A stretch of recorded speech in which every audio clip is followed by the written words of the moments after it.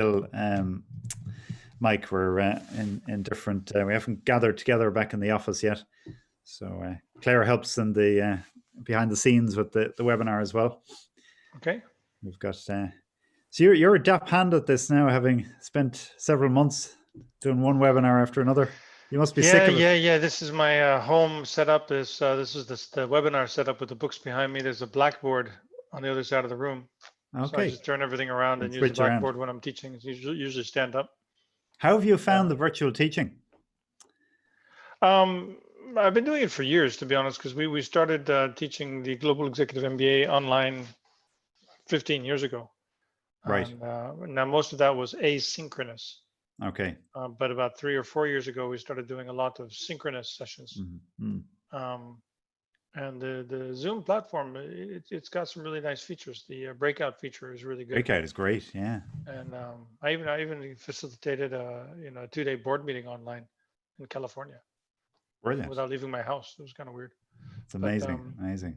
Yeah. It's fine. It was okay for me in the MBA because I had already had 7 or 8 face-to-face double classes before we went online. Okay. So I really had to do my last 4 or 5 classes in 2 different courses. Okay. But then I already knew the students, already had a relationship with them. So it was the thing is this environment. It's okay to maintain relationships. It's very difficult to build them. Yeah. That's the challenge with it. All right. It needs to be very much a hybrid rather than a complete either or. Well, I mean, it can be online. The thing is, for ESA Business School, we're just not set up for full online. We don't have the cost structure or the scalability or the right. You say cost structure. It's more. Is it? It's more complicated to do it online, is it? Personnel wise. No, but so if you think of there's a university in Madrid which does a lot of online stuff in the Spanish speaking world. And they are geared up to deliver classes at a fraction of the cost per student as what we do. Yeah. Now they might have 300 students in a class. Yeah. But then they have a whole bunch of tools and techniques to give those students a decent experience. Right. With facilitation in small groups or pods. Yeah. Their faculty make money in a different way than ours do. Right. They don't do academic research. Of course. So basically, for ESA Business School to do anything, we have to charge 10 or 15,000 euros. You've got all these other overheads. To cover as well. And most people feel that online should be a fraction of the cost. Yeah. Of course. Yeah. So to do something online, you have to set up for online. Yeah. Or you have to do something online exquisitely well. Yeah. And do it in a whole different way, so that people say, and kind of what we do in the face-to-face universe, you can reproduce to some degree some of those things online. And in fact, you can do some things online which you cannot do face-to-face. Yeah. But if you're going to charge 10 or 15 grand a day or an hour, 50 grand a day, you got to do all of that stuff and more. Whereas webinars, people are free. So if you're competing with free, you might get someone to pay 2 grand. Yeah. For an hour, but you just can't deliver a lecture for 2 grand. For 2 grand, yeah. We can do it for free. We can do it for 15. Yeah. So your 2 choices, yeah. Exactly. Yeah. So it's just not what we can do. Now we can add it to a blended experience where for a significant piece of change, someone can get a wonderful educational experience which has online and face-to-face components. Yes. Yeah. Okay. And have you any concern that the kind of market that we're in that space of presential courses is going to really come under a lot of pressure with? Well, yeah. I mean, I think everybody's concerned about it. We're expecting 350 new MBA students and 350 from last year coming from 60 different countries in September. Yeah. How realistic is that? I don't know. But fortunately, I don't have to think about that. That's Dean Houkamp's concern. Yeah. Because that's the big cash cow, I presume. It's a little bit over my pay grade, Ronan, but I think the MBA more or less breaks even. It's a big chunk of the budget, but I don't think it makes any money. Oh, right. The real money maker is executive education. Executive. Okay. But, ask your buddy Franz, and he'll tell you all about it. Yeah. Okay. Well, sorry to interrupt you there. We just have less than a minute left. Okay. We'll then go live. Is that all right? Very good. Great. We'll get ourselves ready. Yeah. For the live questions, Ronan, we'll go with Neil McKeown first, and then Niamh. Okay. Very good. Thanks for that. Nice. Okay, so I'm going to go live now. Okay, good afternoon and welcome to our Timony webinar this week on managing the new normal. My name is Ronan O'Farrell and I'm the CEO of the Timony Leadership Institute, which is an associate business school of Yesé Business School. A key purpose of our institute is to help leaders flourish in their roles, building sustainable organizations and a better society for all. Our guest on the webinar today is a passionate advocate for a more sustainable world, Professor Mike Rosenberg.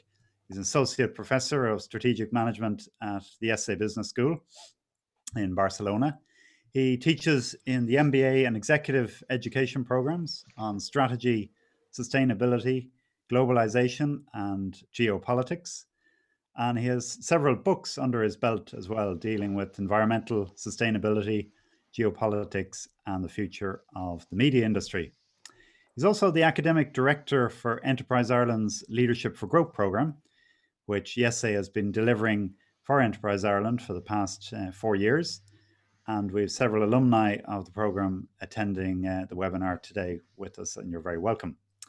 Mike is no stranger himself to webinars like this, as he's been hosting most of the excellent series of webinars that Yesé has been providing over the past 3 months for their 50,000 alumni around the world. Thanks, Mike, for joining us here in Ireland to talk to our alumni of both Yesé and Timony programs. It's a privilege to have you with us. Good afternoon, Ronan. I've actually done, I think, about half of the webinars we've been doing, and we've actually been putting them out live on LinkedIn for anybody who wants to watch them. Anywhere in the world. We kind of thought it's kind of like a public service we did during the emergency, but we are winding it down. I think we have a few more left in the next couple of weeks, and then in September we'll start something different. Very good. Well, it was a great service. I must say a lot of our alumni have tapped into it and found it very uplifting and encouraging and insightful as well. So I presume at this stage you've been out for your first drink in the new situation in Barcelona with the lockdown sort of lifted. Yeah. So Spain, as most of people watching the broadcast know, Spain has been very hard hit by the virus. It had something like 28,000 fatalities and something like 200,000 or 300,000 known cases. And of course, the known cases is just a fraction of the total cases, because the known cases are the people who felt ill enough to go to the hospital and get tested. We don't know, maybe 10 times that number actually had the virus. Mm-hmm. So the Spanish government declared a state of alarm, which is like a state of emergency. It's the first level of a national emergency to kind of been able to enforce a very, very severe lockdown of the country. Mm-hmm. At one point in time, if you went out of your house without permission or you weren't going shopping, walking your dog, or doing something on the list, you can get a 600 euro fine just for being outside. Wow. And if you do go shopping, you had to bring the receipt from the shopping. But if you forgot the shopping, you get it. So it was quite a significant lockdown. Mm. And that's over. That we went through a phased withdrawal. First phase 1, phase 2, I think we're all in phase 3 now. And the official state of alarm ended on Monday. Now there are still a whole bunch of protocols in place, but life has come back. So if you go out for a coffee, there's the terraces can only have 50% of the tables, and they have to be of a certain distance, and they give you some gel to wash your hands. The waiters are all wearing masks. Restaurant owners are struggling because their business models, of course, are made with all the tables they have. And if you cut the number of tables in half, then you have to figure out how to make money at less than half the tables, and people are not even spending quite as much as they might have before the crisis. So it's a little bit complicated, but the good news is the world is back, and it's nice to see. That's it's great, especially as the summer comes. And I presume you're beginning to see some tourists reappear as well. Well, I think the border's open. I'd have to check, but I think it's official on the 1st of July. Oh, 1st of July. Okay. Yeah, Okay. I live in a small town outside of Barcelona, close to the beach, and what we see is Spanish tourism coming back, especially people from the city coming down to get away from the city for a couple of days and rent a flat or something. But the hope and the people I know in the restaurant business and the hotel business, they are desperately hoping that the tourists do come back in July. Yeah. There's a lot of Irish people obviously travel to Spain, but the message here is very much about staycation and staying at home at the moment. So be interesting to see. Yeah, I mean, I as we were talking, I mean, I'm a bit surprised because Ireland, was it was important, and the impact was important in Ireland, of course, and but you guys are pretty much out of it by now. Your number of cases is down below 10, if I understand the numbers properly, and at that level, many other parts of the world are now opening up. Even before that, in Spain, we had, I think, 250 cases yesterday. So it's surprising that with such a few cases, Ireland is still very, very cautious. Yeah, and I think they're fearing the return of it in the autumn as well, and obviously trying to keep that to a minimum if they can. But just in light of the many hours of interviewing of faculty and executives that you've been doing, Mike, over these past few months, what do you think we will? What will the world learn from this crisis, do you think? Well, that's a great question, Ronan, and it's they say never let a good crisis go to waste, and we will hope that the world will learn a lot of lessons. I mean, I think the number one lesson that I would hope that executives and managers all around learn is to expect the unexpected, to build more resilient organizations, and not just to assume that tomorrow will be like yesterday, that business as usual is not the only scenario. There are other things might happen. There are environmental issues which have plagued the world's health issues, as we found out, geopolitical issues, economic issues, and most business leaders never plan for anything besides good news.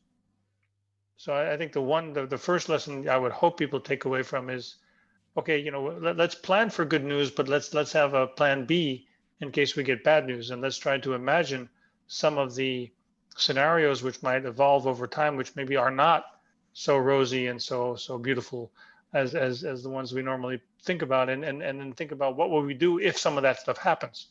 This requires some work, it requires some thought and some time, but it can be done, and largely people don't do that.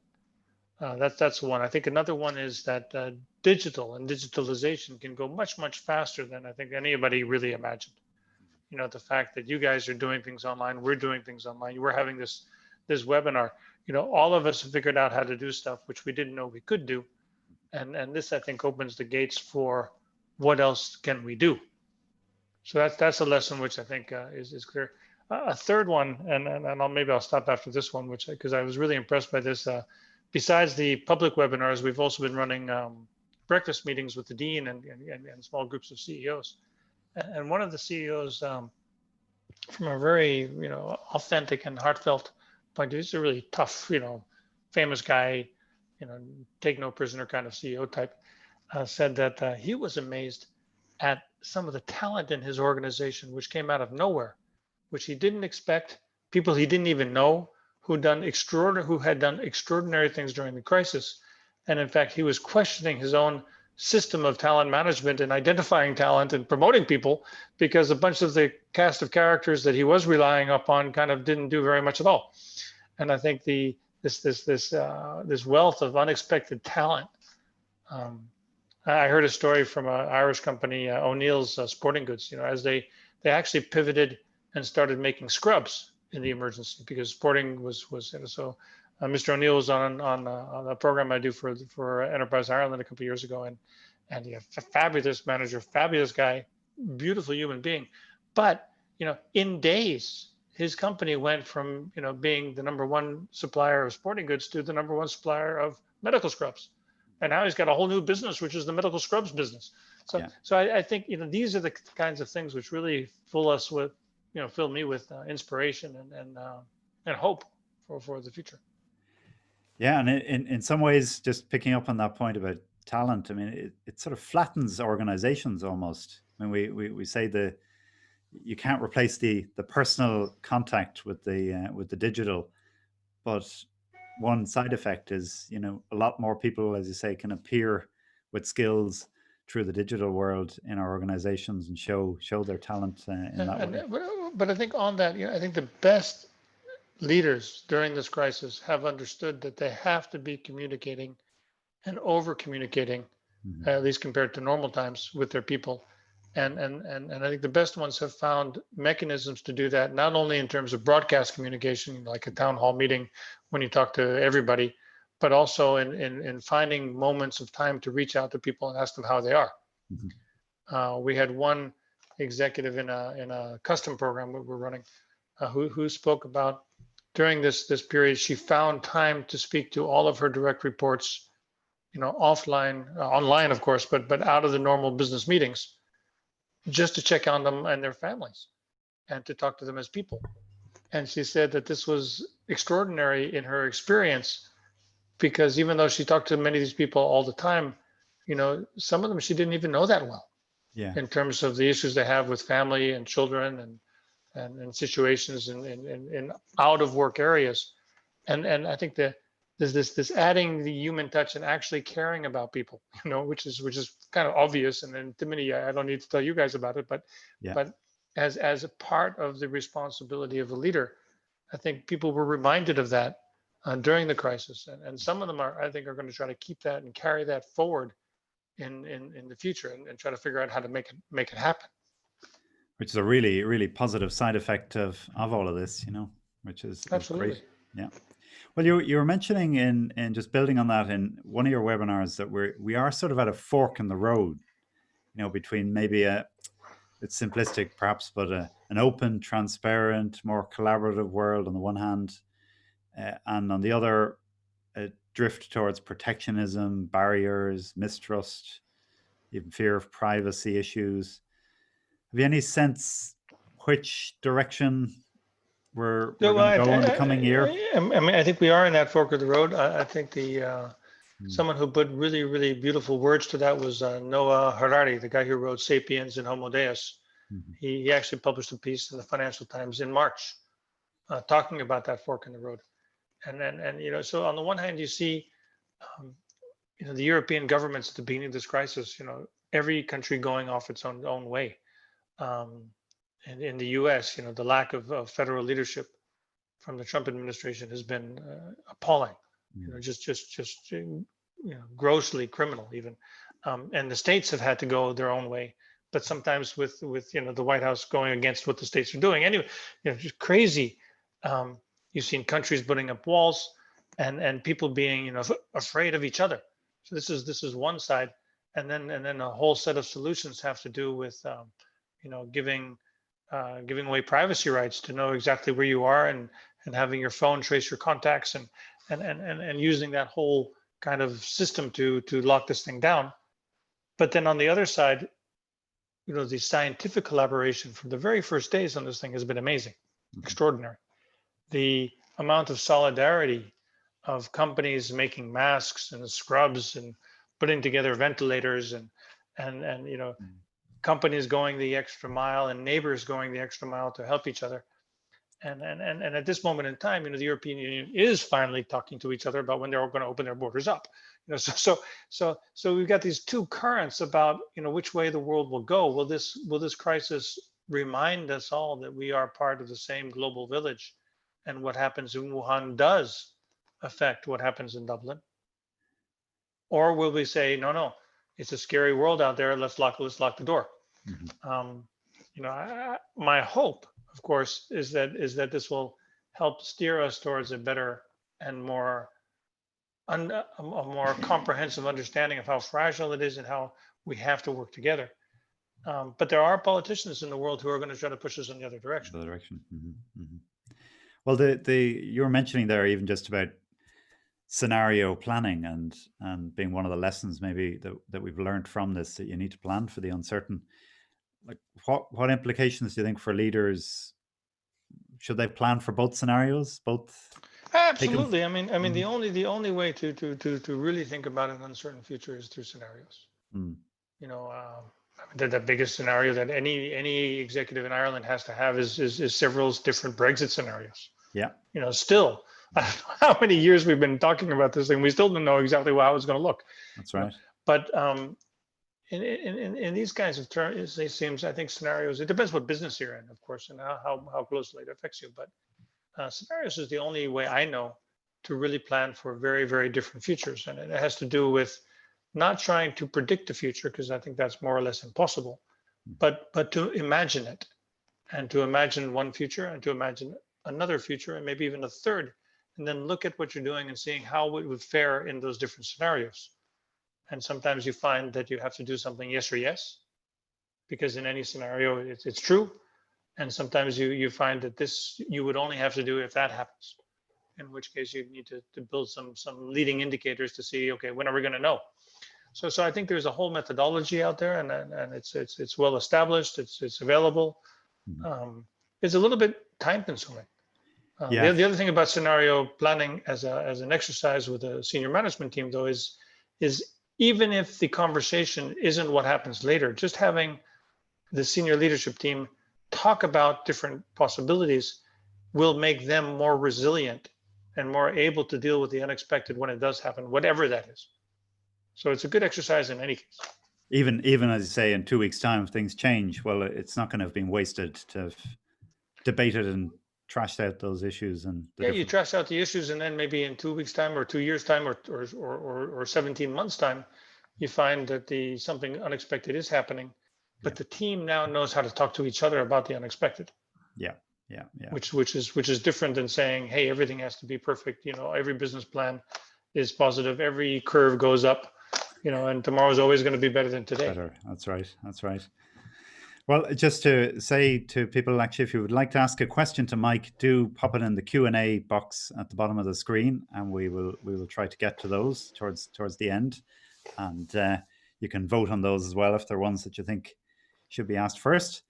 But just building on that earlier point you're making of some of the lessons we learned as well, I went back before preparing some of these questions to have a look at the video that you prepared in Yesé at the end of the year. You know, where you look ahead to the trends coming up in 2020, and of course, this was not on the list. This wasn't on the list. No, but I was struck actually how quite a few of the themes have, maybe unwittingly, or have played out. You know, things like, well, focus on purpose.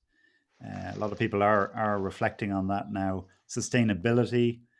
We've seen, wow, what an amazing time from the point of view of pressing pause on carbon consumption. Happiness, focus on that. That's certainly on a lot of people's minds too, having stepped back from the frenetic pace. Remote working trends.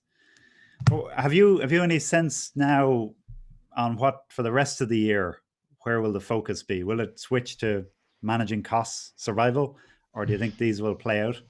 Well, I mean, maybe we open a different window to talk about the economic impact of this whole thing, but in terms of stepping back, I think what many people at the individual level, at the corporate level, and even at the sector level are kind of thinking through is, what will the new normal look like, and how much of the stuff that we've been doing over the last few months do we want to continue to do?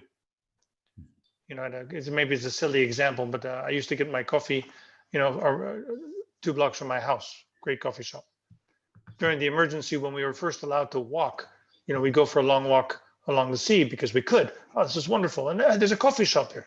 Now I'm walking, you know, 20 minutes more, and I'm getting coffee in front of the sea, which is nicer. You know, and maybe, you know, in the new normal, I'm going to wake up 30 minutes early and do that every day, just because I can. And so, you know, working from home, maybe not 5 days a week, but maybe 2 days a week.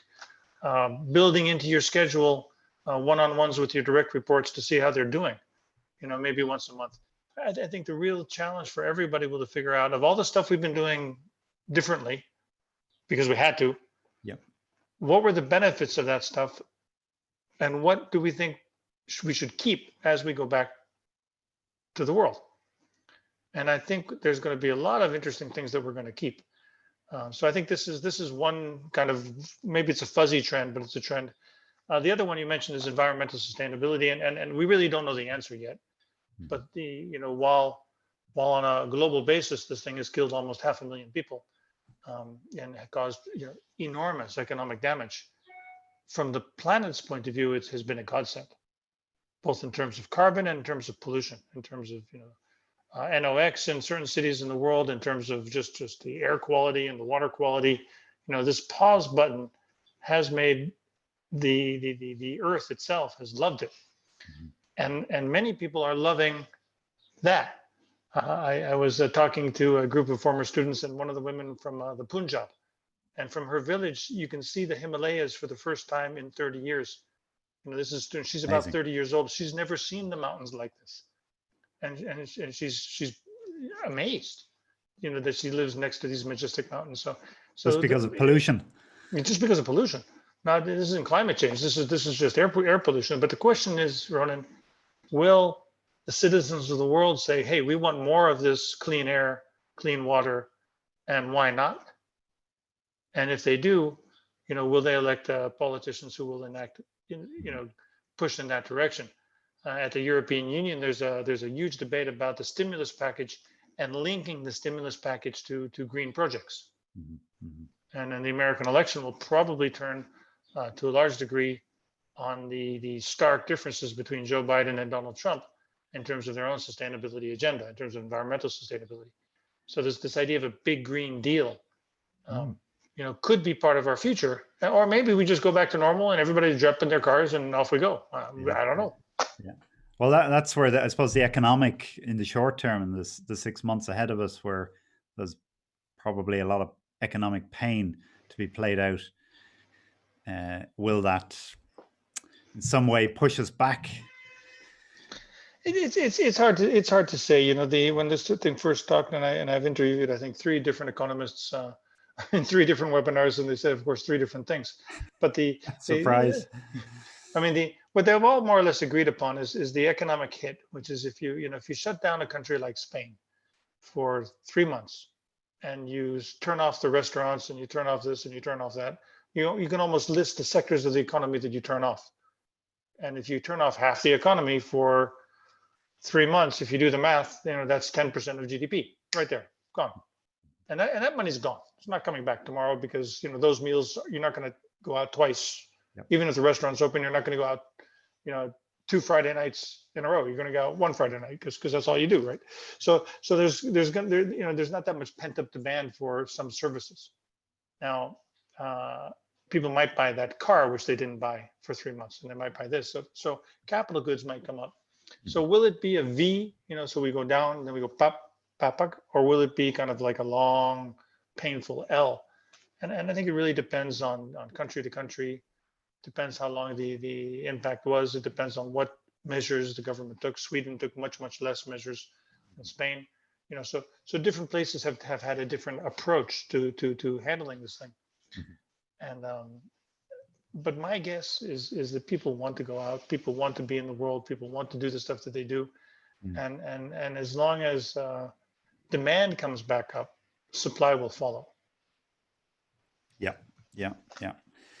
Very good. Well, the other point you mentioned there was about digitalization, and I think we've all experienced, as you mentioned there, the benefits of it being fast forwarded for us, particularly with remote working and so forth. But do you see any downsides to the increased digitalization?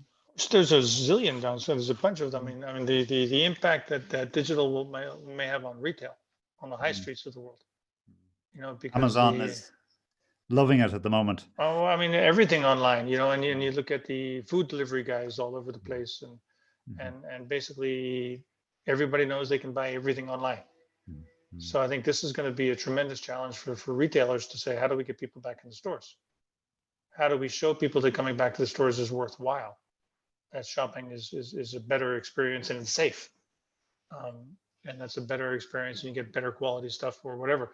It's difficult, huh? It's difficult as costs come down and as people realize that they can buy a lot of stuff online. So I think that's a specific challenge. But even in our own business, in our education business, we have that challenge, Ronan, which is, people have learned that they can get content online. So we need to be very clear about what the added benefits of coming to class are. And those are spontaneous discussions, talking with peers, and et cetera, et cetera. And then when we do go online, we have to make sure we can reproduce some of that stuff, because if all of human knowledge is online for free, Yep. why will people pay, good money to come to ESA Business School or the Timoney Institute? So we got to figure that out. Yep. I think that whole figuring out what is going to be valuable is a tremendously important trend. And I think the last comment on digital is this whole digital privacy issue, which is very, very real. And the big tech companies, they're developing tremendously cool stuff for all of us, but they're not doing it in an altruistic way. They're doing it in order to capture more data about us, and in order to sell that data to other people. Yeah. I mean, this is what's called the surveillance capitalism by a woman at Harvard, and she's right. This is the game. So will civil society allow that to happen, or will civil society, put some brakes on that? I think is another of the big issues of our time. Yeah. And of course you have the, it relates in some ways as a carrot there with the advantages of it in dealing with, for example, the pandemic, if it's contact tracing and so on and so forth, but also with automation, that whole space that one of the ways this is spread obviously is being close contact, and automating certain procedures avoids those. Yeah, well, I interviewed an executive at Schneider Electric who says their automation business is booming. Yeah. And if back in the day the issue was, what is the cost benefit between automating production and having humans do it? Now there's an added safety and security point of view, resilience point of view, because robots don't get sick.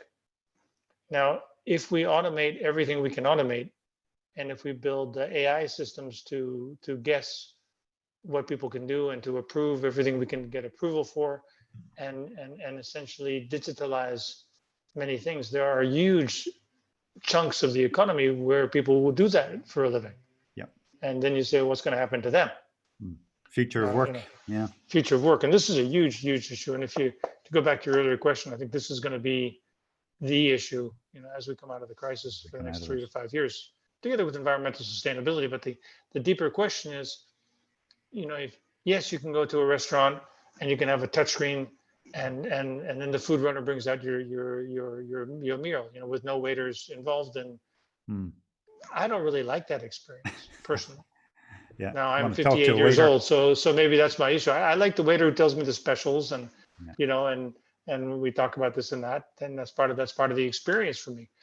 Yeah. But if we automate all that stuff, and if we automate the cars and the taxis and the trucks, there's a whole bunch of people who are going to lose their jobs. Yeah.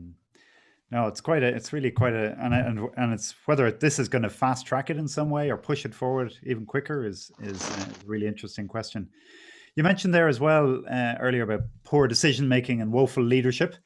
I think we've seen some fairly incredible examples of that in recent months. We don't need reminding about it, but how about sharing some examples of real leadership, positive leadership that we can learn from in the business arena or in public life that you've witnessed? I mentioned O'Neill's. I think he's just one of countless examples of company leaders who did, find a way forward to keep their people engaged, to do the right thing, and at the same time take their company forward through innovation. I think in the political realm, the governor of New York State comes to mind. They're facing this tremendous outbreak in New York City, and he says, okay, there's a health crisis and there's going to be a financial crisis. We'll deal with the health crisis first, and then we'll deal with the financial crisis when we have some space to do that. Yeah. So I think you've seen a number of people kind of emerge as what is real leadership. There's a guy from the Harvard Kennedy School called Dean Williams, and his book is called Real Leadership. And what he talks about is, a real leader is authentic. They really care. They understand that things are difficult. They explain to people the difficulties that we're facing. They paint a picture about the future that might be okay if everybody pulls through, and they communicate honestly with people about what's necessary to get there. This is authentic and real leadership. This is very different than someone saying it's all going to be fine, or it's all going to be doom and gloom, or blame somebody else, or and this you see. You see it when the CEO says, no, we saw what was happening in China and we didn't react fast enough, and that's why we're in trouble.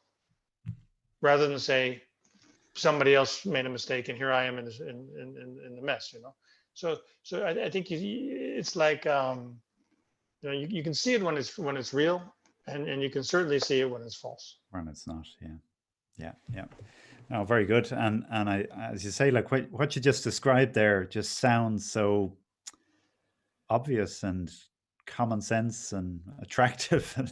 why it isn't more prevalent in certain spaces? You'd have to wonder. But anyway, you were I saw one of your posts. You had a discussion with CEOs of Spanish companies with your dean Franz Heukamp, and you mentioned in that one of the CEOs had suggested an approach of now, tomorrow, and the day after tomorrow, which I thought was quite an interesting kind of. Can you explain? This was a guy. He runs a big automotive company, and they have I think there are 27 different countries. So they saw this thing firsthand in China. And they've been reacting to it as it spread around the world.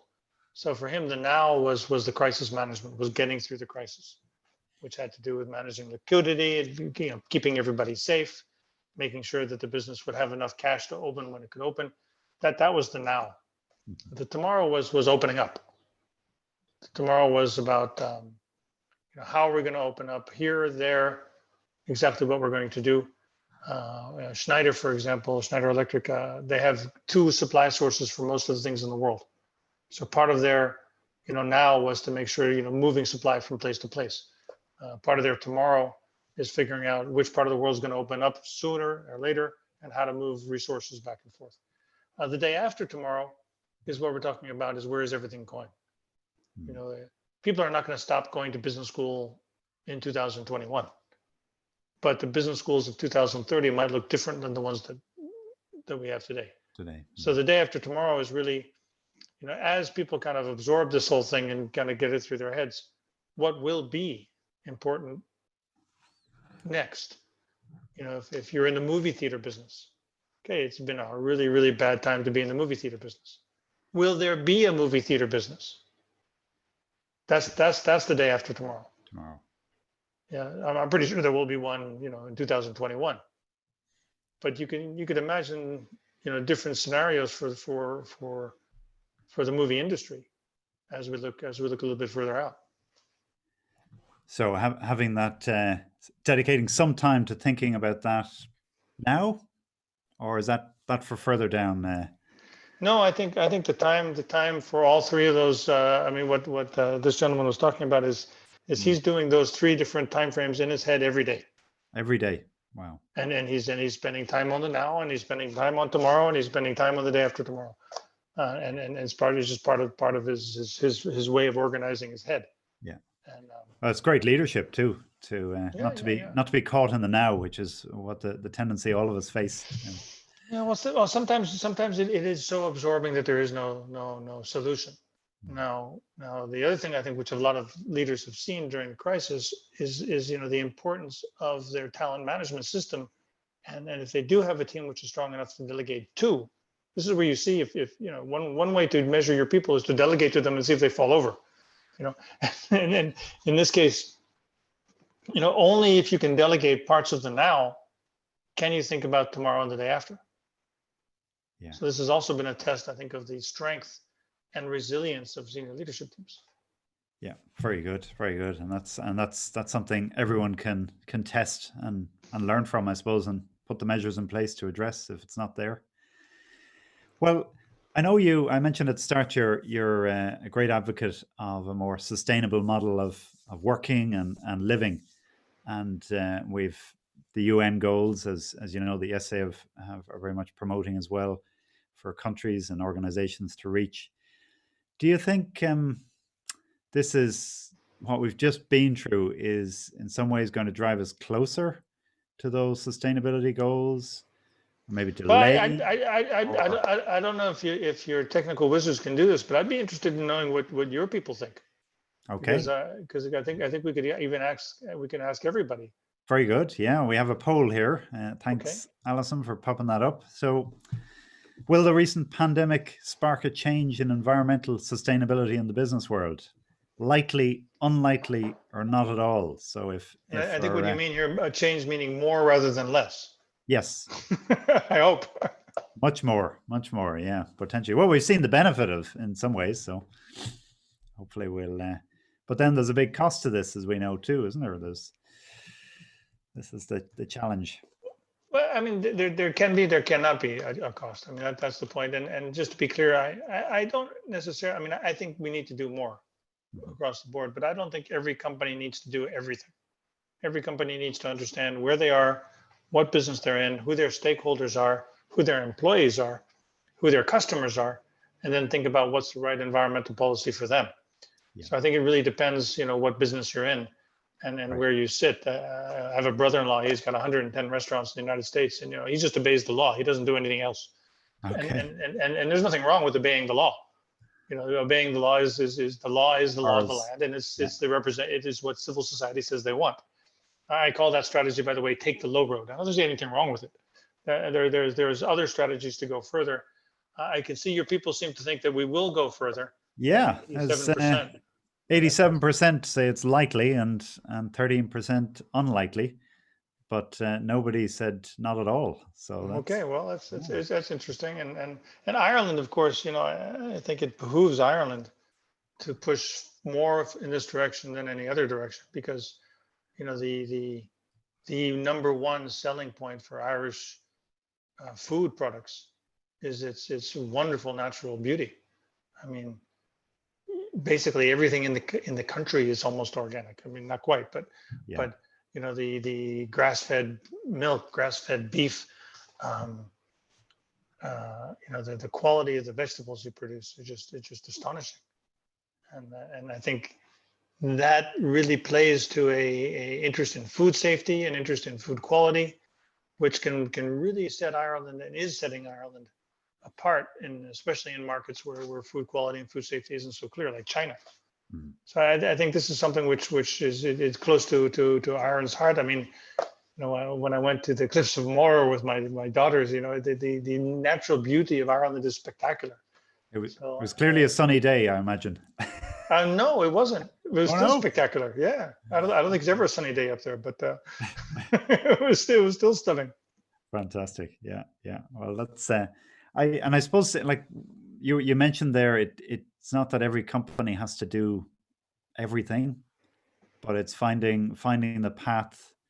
I suppose learning in some ways as well from what we've experienced over the past number of months, finding a path that your company or your organization can take within those sort of general goals. And well, I think the other thing that a lot of companies have seen during the emergency is when you mentioned purpose earlier, when the company was doing extraordinary things to help society, turning the machines into making masks, or turning the pizza. I heard a story of a guy with a pizza oven turning it to just use it as a sterilizing machine, crazy things like this. Employees have loved that. Mm. Employees have felt good about their organization doing the right thing. And I think this idea of having purpose and putting purpose forward, and if that has to do with the Sustainable Development Goals, the 17 goals the United Nations is trying to push forward for 2030 or some other thing, if you can have people feel that what the organization that they're working for is not only making money and providing whatever goods and services you provide, but has some deeper purpose, which is good. Yeah. I think they connect better, they work harder, they're more proud. They're proud when they talk to their children about what they're doing. I think it just goes exponentially better. Everything. Now, many firms, to be clear, have taken what they were doing anyway and matching them up to the UN 17 goals and making a nice brochure. There's nothing wrong with that. I mean, if you're doing it anyway and you want to make it, clear, that's fine. But I think it's when it's really authentic, when it really comes from someplace that makes sense. That's when I think it can really move things much forward. more powerful. Yeah. Well, I might just go to I know we have a few questions lined up, and if anyone wants to add any others, do put them in the Q&A box. But Neil McKeown has a question that he'd like to put to you, Mike, if we can. Sure. Hello, Neil. Live. Hey, Mike, how are you? So I work for a company called Nuida up here in the north of Ireland. We're a digital and IT services company that doesn't sell other customers' data. we develop digital solutions for our customers to help them improve the business. And since the start of the pandemic, we've transitioned to and been working on a distributed basis to service all of our customers pretty seamlessly, and it's been mostly successful. We've also had a few challenges in terms of leadership skills, and you touched on communication, but maybe develop those out a bit. What leadership skills do you think are most important to develop to allow us to successfully lead what's a fully remote services organization working with a fully remote customer base on a totally distributed basis? Yeah, Neil, so it's a great question. I met some guys in San Francisco some years ago. They're called Automatic. They're the ones who publish WordPress. It's a software for building websites. And they've been fully distributed for, I think, since the beginning. I went to their old all hands meeting actually in San Francisco with a group of students, and there were about 50 people in a room in San Francisco, another 500, watching from everywhere else. And they even had little iPads mounted on robot wheels, driving around talking to people, little robots, so they could drive around. Some guys talking to hello. I think that environment is tremendously stressful. Because you've got to be on top of so many things. I'm sure this has been your experience of going from Zoom meeting to Zoom meeting to Zoom meeting to conference call to conference call to Zoom meeting. Meanwhile, your family's got issues and maybe something else is going on and you screwed up the time change, so you're actually booked twice. Yep. All those things. All those things, and I think it requires tremendous discipline to be able to manage all that time management. To be able to manage that, and also, and we talked about this earlier, where Rhonda and I, about how to make sure you don't lose the human contact, and the spontaneity. So that one of the things that people have told me about their meetings on Zoom and through this technology is they're much more efficient because everybody has the agenda in advance. Everybody's got a complicated day, so we go through the points, bum bum bum bum, and we're done in 45 minutes because everybody has another meeting to go to. That's wonderful, but it doesn't leave any time for saying, "Hi, Neil, how did your boy do in the rugby match?" Which is also part of business, and it doesn't give any time to say, "Hey, by the way, while we're here, I have a question to you about something completely unrelated." And sometimes new businesses or new ideas are born through that, spontaneous conversations in the hallway, on the way to lunch, after the meeting, before the meeting. So I think part of it is discipline and structure and time management to make sure you get through these crazy days. But part of it is to have the imagination and the bandwidth to figure out ways to encourage human contact, care about people, and find time and space for spontaneous things. I know one organization which is doing digital cocktail hours, where people just literally 5 o'clock, everybody goes down the fridge, gets a beer, and comes back up and chats. Again, none of this is easy, and some of this is strange. The other thing I would recommend in the new normal, though, even if you decide to go all distributed, to leave time in the budget and the calendar for some face-to-face stuff. Whether it's monthly, bi-monthly, whether it's weekends, whatever it is, to make sure that, because I don't know, maybe it's because I'm old, Neil, but I think you can maintain relationships well online, but I think it's hard to build trust from zero. Yeah, you don't look much older than I do, right? So well, and I hear you. I think that's absolutely right. That's a great answer. The time management, I think, that's kind of the first thing we've tackled and we've got pretty good at. And yeah, everybody feels that they're being a bit more productive and a bit more focused, particularly in meetings. And we've learned to give ourselves space between meetings, just in terms of thinking time. I think that the answer about the human touch, I think is really nailed it for me. And I had a one-to-one with one of my direct reports earlier this morning, and she's struggling with this new working environment, but I haven't for the last week taken the time out to talk to her and ask how she's getting on with her children and with work and all those things. And we didn't really talk about work much for half an hour. We just talked about her and how she was getting on, and you could see her mood visibly improving over the course of half an hour. So I think it's a really good reminder to all of us to take the time to do that. Great. And Thanks, Neil, for that. it's also a little bit gender specific. And in fact, it was a lady manager who was explaining that she finally gotten some of her male colleagues to open up to her through this environment, and they had never done so before. So it's a complicated space, but I think it's something that has to happen. Has to happen. Very good. Okay. Well, we also have a question from Neve O'Brien as well.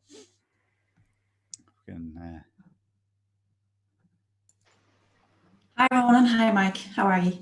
Great. How are you? I'm very good, thanks. Mike, I know you've touched on a lot of maybe what's in my question in relation to the if scenarios and putting the 3 time frames in place and having a discussion about them. My question is in relation to growth and strategy. While we all know that there will be a new normal in aspects of how we do business going forward, we just don't know what the real economic fallout of COVID-19 will actually be over the next 6 to 18 months. So for companies whose strategies were to grow either nationally or internationally over those few years, what advice can you offer and how should strategies be adjusted? Yeah, Neve, it's a great question because there's a lot of uncertainty. And one of the indication, one of the things that people normally do under uncertainty is, oh, this is uncertain, so I better not do anything. And I think that's the wrong answer. Another one is to try to find information. And the problem with trying to find information is you're going to get contradictory information. There are people who say that this is going to happen. People who say that's going to happen. What I would do is get your leadership team together, look at the key markets, key country by country that you're planning to grow in. Maybe get some outside people who have a different point of view, but really make your own mind up about what you think is going to happen. Do you think Europe is going to get this sorted? Do you think the United States is going to stay in the stuck for as long as we can imagine? And make your own judgment about which of the markets do you think are higher risk than others. A simple way to do this is with traffic lights. So if you say the United States is now one market for most Irish companies, it's 50 markets or at least 20. The East Coast, West Coast, South, North. Traffic lights. So the East Coast of the United States, is it yellow or is it going to be green? California, yellow, red, green. Germany. Germany, I was going to say green, but lately it's starting to look more yellow because I think they just locked down one of the parts of the country. Yeah. Spain, I would say, was probably green because we're going to open up this country, yes or yes. I think everybody's so. But I would go through the analysis yourselves and kind of put some priorities and say, because one thing is what we think is going to happen. The other is how sure are we of that information? Yeah, it's kind of like a moving feast, really, and will be. Yeah. But I would trust your own judgment to some degree. I mean, I would go through I would do it carefully and slowly, but I would get the team together in a couple hours and kind of go market by market, and agree where you agree where you disagree, maybe agree where you need more data, but if the collective wisdom is, I think these 3 markets are pretty sure that they're going to be fine, and those are much more uncertain, then maybe we move resources to those which we're more sure about. Yeah. For some companies, it would be very much sitting down maybe and really assessing the market that we're going after in the first place. Is it actually still there? What other opportunities have come from COVID that's related to what we wanted to do, or what's absolutely completely new? But it seems like it will take time, and as you say, to actually assess it bit by bit and make it as informed as possible. But Absolutely. I mean, I once heard a guy from the advertising industry, and he was talking about advertising, and he's talking about how to get a good advertisement. But his basic message was that human needs don't change that much. Needs of belonging, the desire to be loved, these fundamental human values.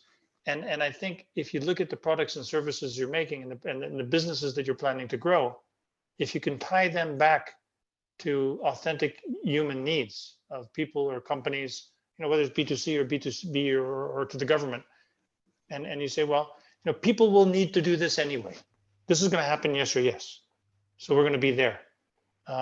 This maybe people aren't going to need to do anymore because it might go away. And Ronan mentioned environmental sustainability.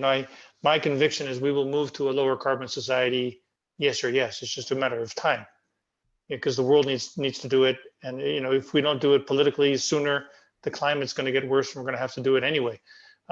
So there are some things which are just going to stay. So if you can tie whatever you want to do into kind of basic things, then the delivery mechanism might change, the retail structure might change, but the fundamental needs won't change. And I think if you can tie yourself to some of those things, you should be okay. Should be okay. Very good. Very good. Well, you were talking there about markets. If I could just ask a question about, I know looking at it country by country is an important approach, but with the EU as a single market and so forth, we've seen it struggle with solidarity and unity over these past few months. And just today, they're debating about opening up the borders and lifting travel restrictions. But state interests come to the fore, and we've seen that. Do you think it will hold together as a single market, or was Brexit the beginning? Yeah, I mean, I think it will, Ron. I mean, I think that the European project has different levels to it, and I think what many people forget, especially people our age and younger, is Europe was devastated by war 2 times in the last century. And war between Germany and France right now is not really part of the story. And why does Poland want to be part of Europe? Why does everybody want to be part of Europe? Because it's this amazingly peaceful place, and we need peace and prosperity are linked together, and people forget that. So why is England leaving? Well, because of Maastricht, because of all the other European rules which were added to the common market. So I think the common market is not really in danger. Even after Brexit, I think there will be some kind of a trade deal between England and the rest of the continent. It's Brussels and its regulations which might get watered down over time.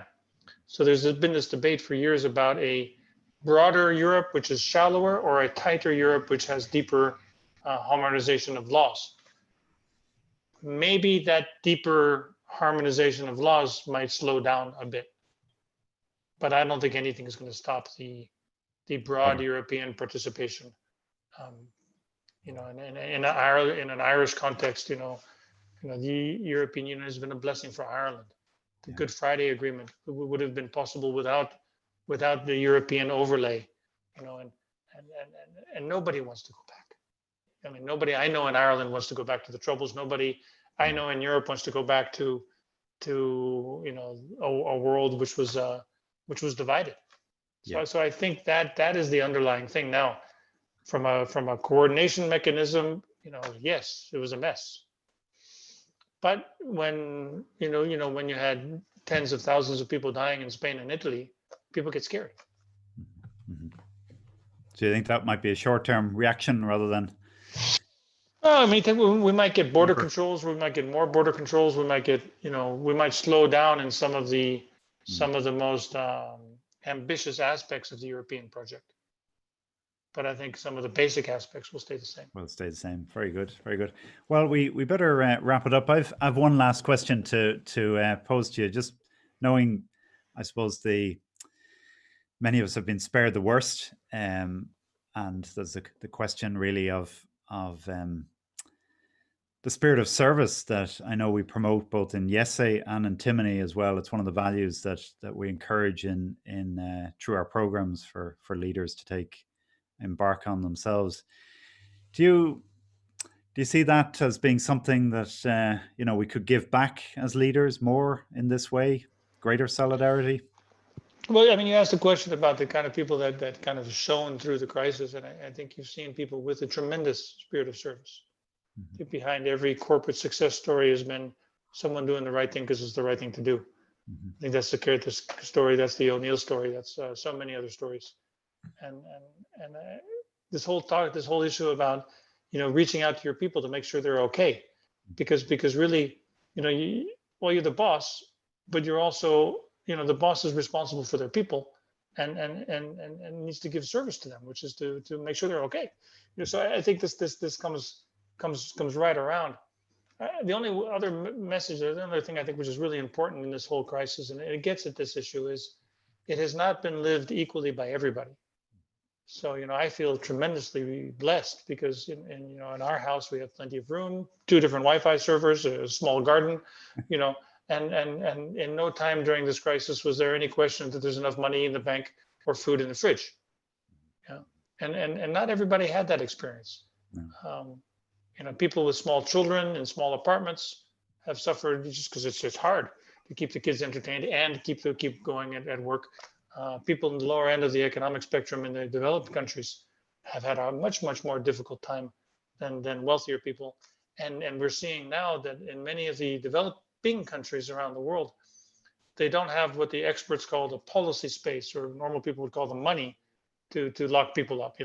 They just don't have the resources to Support people. provide things. So people are at risk.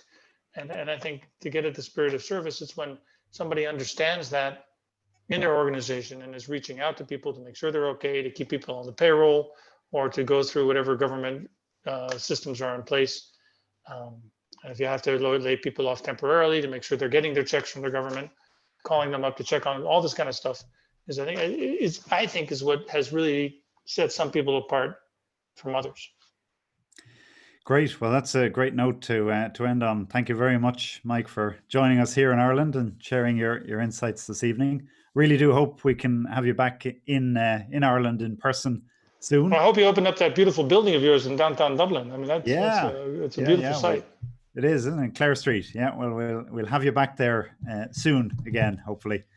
And well, just to say, we started these webinars on leadership in an extraordinary time back at the end of March to help our alumni through the course of the lockdown.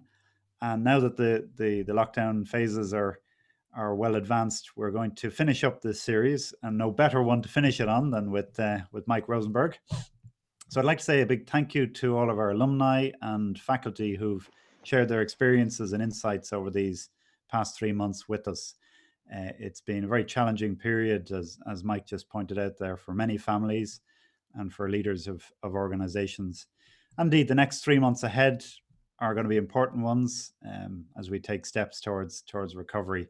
So here at Timony, we'll continue to provide shorter webinars and content to help you with those challenges and some of the painful decisions that need to be taken, and to help you lead in the most effective way with that spirit of service that Mike talked about so eloquently there.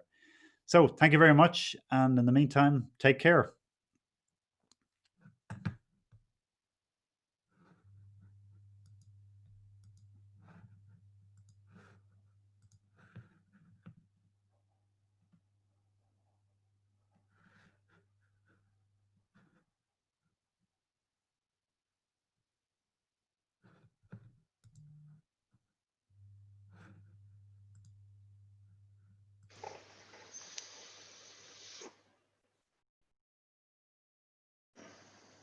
Ronan, are you there?